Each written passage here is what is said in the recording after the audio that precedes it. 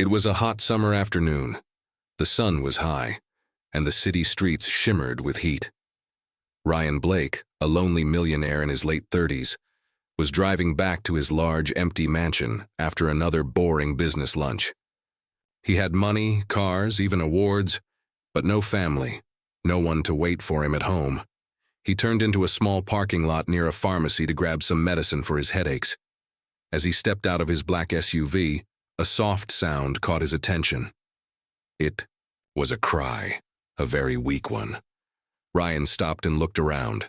The sound came again, from the far corner of the parking lot. He walked toward it, confused, then froze. There was an old silver car, parked under the burning sun. Inside the car, on the back seat, was a little girl, maybe 5 or 6 years old.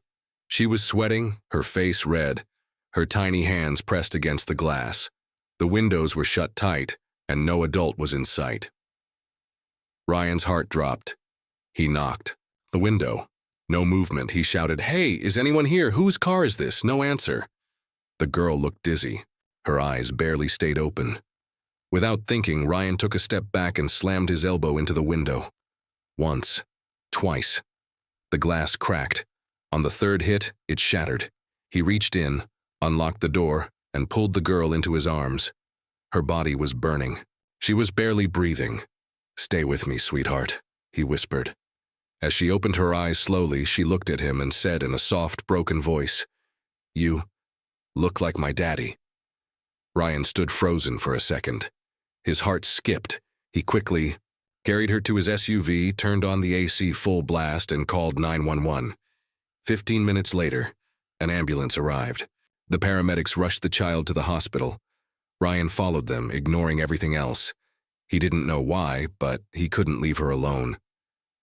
At the hospital, doctors confirmed the girl had suffered from heat exhaustion. If Ryan had found her just 10 minutes later, she might not have survived. A police officer arrived soon after and asked Ryan a few questions. "Do you know this girl?" the officer asked. "No," Ryan replied. "I just found her in the parking lot." "Did you see anyone else around, any adult?" "No one," Ryan said. "She was alone, locked in." The officer nodded and walked off to speak to the hospital staff. Later that evening, Ryan asked the nurse, "Has anyone come to claim her? A parent?" The nurse shook her head. "No ID, no name, nothing." "No missing child report?" Ryan asked, surprised. "Not yet," the nurse replied. "We're still checking." Ryan looked through the glass window into the hospital room. The little girl was asleep, hooked to machines, her small chest rising and falling slowly. He felt something strange in his chest, a connection, a pull he couldn't explain. He took out his card, walked back to the officer, and handed it to him.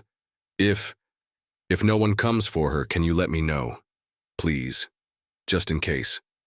The officer raised an eyebrow, but took the card. Ryan left the hospital, but his mind didn't. That night, as he sat alone in his luxurious home, Ryan kept thinking about her words. "You look like my daddy." He had never been married, never had a child, so why did she say that? He stared at the ceiling, unable to sleep.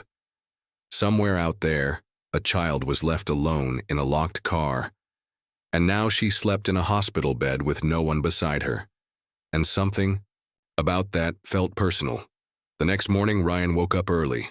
His house was quiet as always, but something was different. He felt restless.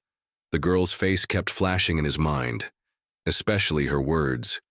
"You look like my daddy." Ryan had never been called that before. He didn't even know what being a father felt like. But now he couldn't shake the feeling that the girl's words meant something. He made coffee but didn't drink it. He walked through the rooms of his mansion. Glass walls, soft lights, leather chairs. But it all felt empty. Colder than usual. Just as he sat down in his study, his phone buzzed. It was a text. "Unknown number. Check your front porch. Now." Ryan frowned. He didn't recognize the number. He quickly walked to the front door and opened it. There was no one there, but something had been left on the doorstep. A plain brown envelope. No name, no return address. He picked it up, opened it carefully. and pulled out a single photograph, and then he stopped breathing for a second. It was an old photo, a woman holding a baby. The baby looked just like the little girl he had rescued. Same eyes, same curly hair. But what made Ryan's hands shake was the man standing beside the woman in the photo. It was him, younger, thinner, but definitely him. Ryan dropped onto the stairs, staring at the photo. His head spun. "I've never seen this photo in my life," he whispered. "How is this possible?" He flipped the photo. On the back there was something written in messy handwriting. "You forgot us." Ryan rushed inside, grabbed his phone, and called the hospital. "I need to speak to the officer handling the little girl I brought in yesterday," he said. The hospital receptionist transferred the call. Few seconds later, Officer Dale picked up. "Mr. Blake, good timing. We were going to call you. The girl is awake. Still no ID, but she's talking now. Do you want to come see her?" "Yes," Ryan said immediately. "I'm on my way." The hospital. Ryan walked into the room slowly. The girl sat on the bed playing with a small stuffed animal the nurses had given her. Her face lit up when she saw him. "You came back?" She smiled. Ryan smiled back, though his heart was still pounding. "Of course I did. How are you feeling?" "Better now," she said softly. "What's your name?" he asked gently. The girl looked around, as if scared someone might hear. Then she whispered, "Lila." "Do you remember your mommy? Or where you live?" She shook her head. "Mommy told me not to talk to strangers, but you're not a stranger. You're my daddy, right?" Ryan didn't know what to say. He looked at Officer Dale, who had just entered the room behind him. "I got this photo this morning," Ryan said, handing it to the officer. "It was left on my porch." Dale studied it. "That's definitely you. Do you remember this woman?" "No," Ryan replied honestly. "I don't remember her or the baby, but I'm telling you, officer, I never had a child." "Maybe you didn't know," Dale said carefully. "Sometimes people hide things." Ryan looked at the little girl again. She was humming now, innocent, trusting. Could it really be possible? Back home that night, Ryan pulled out an old box of photos from the attic. College days, wild parties, short relationships, faces he couldn't even name now. He flipped through every picture, and then, there she was, the woman from the porch photo. Her name was Claire. They had dated briefly almost 6 years ago. He had no idea she had gotten pregnant. Had she kept it secret all these years? Ryan's heart sank. And now Claire was gone. And this child, Lila, was alone. But why had no one come forward? And more importantly, who sent the photo? That night, Ryan's phone buzzed again. Same unknown number. This time it was a video. He opened it. It was grainy security footage, taken outside his house. A person in a hoodie leaving the envelope, then walking away quickly into the shadows. The face was not clear, but the voice in the background whispering something faintly, "You owe her the truth." Ryan froze. Who was watching him? And why was he being dragged into a mystery that started 6 years ago? Ryan didn't sleep that night. He kept staring at the video on his phone, playing it over and over. The person who dropped the envelope knew his house, knew his past, knew about Lila. But they had stayed in the shadows. He opened the photo again. Claire holding baby Lila, Ryan standing beside them. He looked into his own eyes in the picture. How could he not remember something so important? He went to the kitchen, made black coffee, and sat quietly at the table. Morning sunlight was starting to slip through the blinds, but the house still felt dark. Suddenly, a memory returned. Quick, faint Claire sitting across from him in a cafe, holding his hand, saying something like, "If something happens to me, promise you'll take care of her." At the time, he thought she meant her sister, or her dog, but now it made sense. She had meant Lila. Ryan drove to the hospital again. He didn't call ahead this time. As he entered the room, Lila was drawing on a piece of paper with crayons. She looked up and smiled. "Hi, Daddy," she said happily. Ryan didn't correct her. Instead, he sat beside her. "What are you drawing?" he asked. She turned the paper around. It was a house, a tree, and a woman with long brown hair. "Is that your mom?" Ryan asked. Lila nodded. "She told me you'd come for me." "When did she say that?" Lila looked up, confused. "Before the fire." Ryan's heart dropped. "Fire?" She nodded again. "Our house burned. Mommy said to hide in the car. She said someone bad was coming." Ryan swallowed hard. "Do you remember anything else? Anyone else?" Lila picked up a brown crayon and drew a man in black. "No face," she whispered. "He was scary. Mommy screamed, then it got hot." Ryan met Officer Dale outside the room. "We just got the report from Child Services," the officer said. Lila was never listed as missing. No one reported the fire, no police report from that address. Ryan frowned. "That doesn't make sense." "I know," Dale said. "We're checking older cases now. See if the mother, Claire, was ever involved in something criminal, or if she was hiding from someone." Ryan paused. "Can I take Lila home with me?" Dale raised an eyebrow. "Temporarily? Sure, if you're serious. But this doesn't feel random, Mr. Blake. Someone wanted you to find her." Ryan nodded. "I'm starting to believe that." Later that day, Ryan brought Lila to his mansion. She looked around wide-eyed. "Is this a castle?" Ryan smiled. "Maybe a very quiet one." He set up a guest room for her with soft toys and blankets. Cooked her grilled cheese for dinner. Read her a story at bedtime. As he turned off the light, she said softly, "Are you going to leave me too?" Ryan sat beside her. "No, I promise." But after she slept, Ryan went to his office and turned on his laptop. He typed Claire's full name into a private search system his company used to screen backgrounds. Claire Jensen. Dozens of results came up, but one caught his eye. Claire Jensen. Witness in federal case, sealed records. Sealed? He clicked further but was blocked. This wasn't something he could access. Claire had been involved in something serious, government-level serious, and she had been hiding. Suddenly his phone buzzed again. A new message. Same unknown number. This time it wasn't a photo or a video, just a single line. "If you really want to protect her, dig deeper." Ryan stared at the message. Who was guiding him through this? Why? More importantly, what had Claire been running from? And was that same danger now coming for Lila?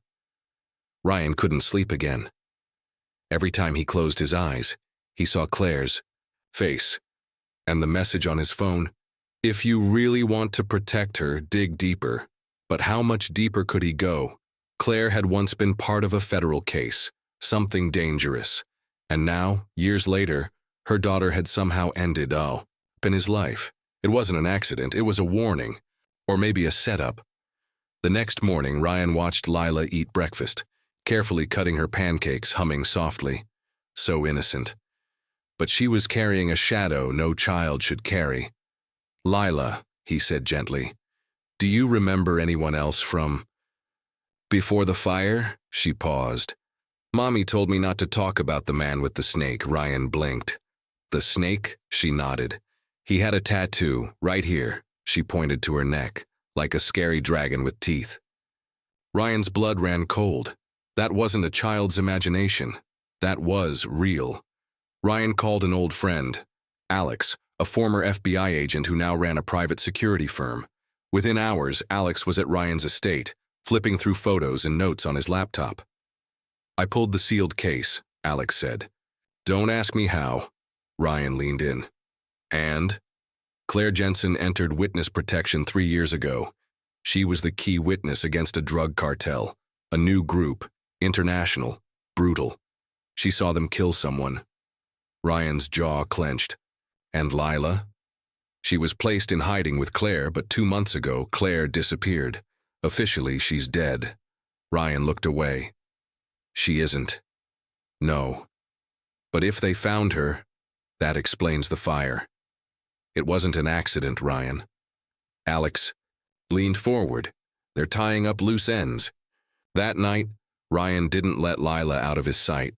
He added security to every door, activated cameras, and even moved her bed into the guest room next to his, just in case. But something strange happened after midnight. A light blinked on in his office. He walked in slowly, heart pounding. The laptop was open on the screen, an email window was already typed out, but not sent. The message said, "Ryan, if you're reading this, it means I'm gone. I never stopped loving you, but I had to protect Lila. He's still out there. The man with the snake tattoo, I saw too much and now they want her too. Please don't let them take her. Claire." Ryan's hands shook. The message had been drafted on his own laptop, but he hadn't written it. Who did and when? The next day, Ryan and Alex went to Claire's old apartment, which had been closed by authorities after the fire. Alex picked the lock quietly. The room smelled of ashes and dust, charred furniture, broken glass, but the back room was still mostly touched. Inside, they found a small safe hidden under a loose floorboard. Alex cracked it open. Inside, a flash drive, a small notebook, a folded photo of baby Lila, and a note on the back. "If anything happens to me, give this to, Ryan Blake." Ryan didn't speak for a while. When they returned home, he opened the flash drive. It contained videos, names, bank records, and photos, evidence Claire had gathered against the cartel. "She wasn't just a witness," Alex whispered. "She was the reason they're falling apart." Ryan's heart dropped. "And now they know. She gave it all to me." That night, Ryan sat with Lila in the garden. She held his hand. "Is Mommy coming back?" she asked quietly. Ryan didn't lie. "I don't know, sweetheart, but I promise, I'll keep you safe, no matter what." She leaned her head on his arm. "You feel like my real daddy." Ryan smiled, but his heart was heavy because deep down he feared something was already in motion. And soon, the people Claire ran from would come knocking. The morning was quiet. Too quiet. Ryan sat on the porch with his coffee, watching the sky change colors. Lila was inside, coloring, humming a happy tune like any other child. For a moment, it felt normal, but that moment didn't last. Ryan stepped down to check the mailbox. It was empty except for one white envelope with no stamp, no address, only one word written on it. "Daddy." His hands tightened. He rushed inside, tore open the envelope, and pulled out a photo. His breath caught. In the photo, Lila was sitting at the park, alone, on the swing, laughing. It was taken yesterday. The photo had been placed inside his locked property, meaning whoever took it was already close. Ryan dropped into the nearest chair, his mind racing. He had security, cameras, guards. How did someone get past them? Unless someone on the inside let them in. Alex arrived. 15 minutes later, Ryan handed him the envelope in silence. Alex's face darkened. "They're watching her," he said. "They're testing you, seeing how much she means to you." "She means everything," Ryan said coldly. "They already know." Alex nodded. "Then you need to prepare for a war." That night, Ryan sat with Lila to talk. "Sweetheart," he said softly, "have you seen anyone strange around lately? Anyone watching you?" She tilted her head. "There's a man across the street sometimes. He sits in a black car. I thought he was your friend." Ryan's stomach turned. That wasn't one of his guards. He stepped outside and looked across the road. But the car was gone, vanished. Later, that evening, the doorbell rang. Ryan and Alex rushed to check, but no one was there. Only a small box sat on the front step. Alex opened it slowly, gun drawn. Inside, a baby's sock, a small teddy bear, a note with 3 words. "You can't keep her." Ryan's face went pale. The bear was Lila's. She'd lost it weeks ago. It had somehow come back from the enemy. They were already inside the house once. Ryan locked every door, turned on every camera, doubled the guards, but he still didn't sleep. Instead, he sat in front of the flash drive Claire had left. What was so important on it? He clicked. Open another folder. Inside was a video file named Proof. He clicked. Claire appeared on screen, face bruised, whispering quickly, "If you're watching this, they found me. They want Lila.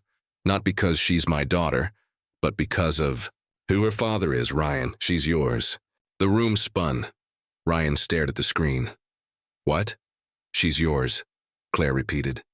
"You don't remember me, but we met years ago, just one night. I was scared, hiding. You helped me then, and I didn't tell you. I had to disappear. But now, they know who you are. They want her as leverage to control you." Ryan fell back in his chair, shaking. His daughter, his blood. Everything made sense now. Why she looked like him. Why she trusted him. Why the danger wouldn't stop. Suddenly, glass shattered upstairs. A scream. Ryan jumped up. "Lila!" He raced up. The stairs. One of the windows in her room was broken, but she wasn't gone. She was sitting in the corner, wide-eyed, pointing to the window. "I saw the snake man," she whispered. "He looked right at me." Ryan pulled her into his arms, heart pounding. It wasn't a game anymore. They knew who she was. They knew where she was. And now, the people who had already burned Claire's life to the ground were coming for his daughter. Ryan didn't sleep that night, not even for a minute. He sat by Lila's bed, watching her breathe, holding the small teddy bear from the mystery box. His mind was spinning. The flash drive. Claire's message. The threats. It wasn't just about saving a child anymore. It was about protecting his own daughter, and now, someone wanted her gone. The next morning, Alex came in early, holding a printed photo in his hand. "Ryan," he said quietly, "I found the license plate of that black car. It's fake. But the driver? I ran his face through the system." He placed the photo down. Ryan's eyes narrowed. "Who is he?" Alex hesitated. "Former military, ex-intelligence, disappeared 5 years ago. Works in the dark now, private missions. Sometimes worse." Ryan felt his hands clench. "Who hired him?" "We don't know yet. But someone with power. Someone with a reason to fear you or control you." Ryan stared at the wall, thinking. "Claire said they wanted to use Lila against me. But for what?" Later that day, Ryan visited an old friend, Henry, a lawyer who once worked for his company before suddenly quitting years ago. A man who knew secrets. "Tell me the truth," Ryan said, dropping the flash drive on his table. "Why was Claire hiding? Why does someone want my daughter?" Henry looked nervous. Then he leaned in. "Ryan, do you remember Project Falcon?" Ryan blinked. That name hadn't come up in years. "That project failed," Ryan said. "We canceled it." Henry shook his head. "No, you canceled it. But someone continued it. Secretly." Ryan's blood ran cold. "Lila is connected to it." Henry opened a file from his drawer. "She's not just your daughter, Ryan. She's proof that Project Falcon succeeded. Genetic coding, memory mapping, enhanced emotional IQ. All traits we tested years ago." Claire was one of the few volunteers. Ryan stood up in shock. "You're telling me my daughter is an experiment?" "No," Henry said quickly. "She's more than that. She's proof of what's possible. Which is why someone wants her. If they get her, they control the data, and you will never see her again." Ryan left with shaking hands. He couldn't believe it. Everything he had built, everything he tried to walk away from. It was coming back. Through his child. And now she was in more danger than ever. That evening, another package arrived. Inside was a burned photo. Half of it showed Ryan holding Lila at the hospital. The other half, blackened. It came with one note. "You have 48 hours or she disappears." Ryan froze. This wasn't just a threat, it was a countdown. He sat with Alex that night, drawing up plans. "We need to move her," Alex said. "They know too much about this house." Ryan looked at Lila, asleep in her room. "She already lost one mother," he said. "I won't let her lose everything else." "Then we go underground," Alex said. "We disappear until this is over." Before sunrise, Ryan quietly packed, but Lila had already woken up. She stood at the door, holding her teddy bear, eyes wide. "Daddy," she whispered. "Are we running again?" Ryan knelt beside her, trying to smile. No, sweetie. We're just going somewhere safer. Will the snake man find us? She asked. Ryan held her close. Not if I find him first. As they left the house in the armored SUV, Ryan looked back one last time. The mansion behind him felt cold and lifeless now. What mattered was sitting beside him in the back seat. His daughter, his blood, the one person who made his life finally mean something. And now, to save her, he would do anything. Ryan drove for hours, heading far from the city. The mansion, the company, the lawyers. It was all behind him now. In the back seat, Lila slept, her little fingers still holding the teddy, bare tight. Next to him, Alex checked the GPS. We're close, safe house is hidden, no one will find us there. But Ryan knew better. The people chasing them weren't normal enemies, they were powerful, silent, and they wanted his daughter. As they entered the small mountain cabin, Ryan double-locked every door.